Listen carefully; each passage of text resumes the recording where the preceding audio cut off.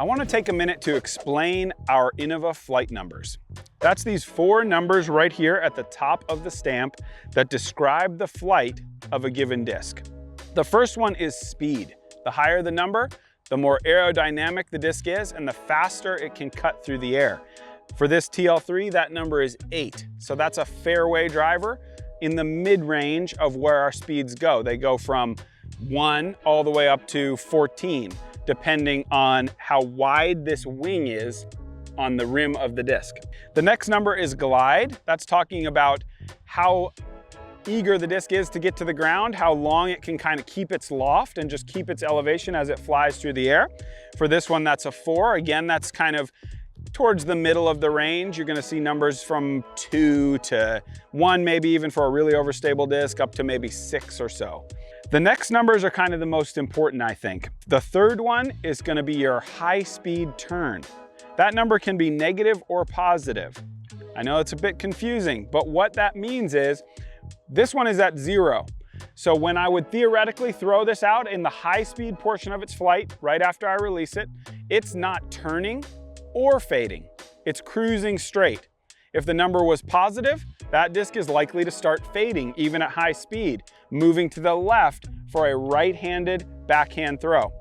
If the number is negative, that disc is likely to start turning given sufficient power and banking over to the right. So that's going to be a more understable disc, where a disc with a positive third number is going to be a more overstable disc.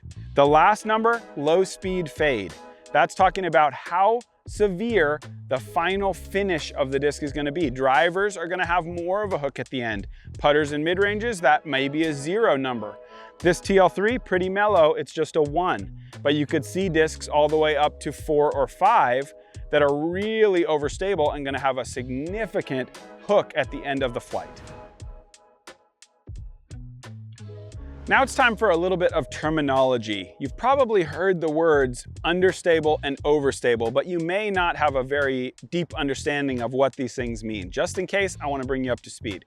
These words are referring to the inherent tendency of a specific disc. So if you have an overstable disc that you throw with a right-handed backhand, a clockwise spinning disc, that means that it's going to have a strong desire, we'll say, to fade to the left and get to the ground to the left. So that disc is going to have a lot of what we might call hook, where it's going to swing left.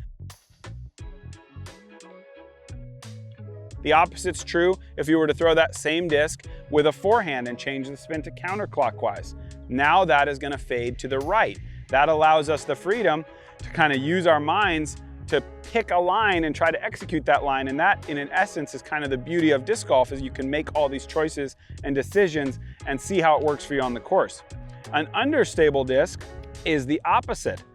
It is going to have a very, very low desire to fade, and maybe even a desire to do what we call flip.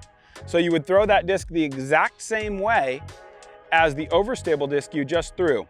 Right hand backhand, clockwise spin. Instead of flying out flat and hooking left, an understable disc will go straight, maybe even bank over to the right and glide to the right for a while before softly finishing on the ground.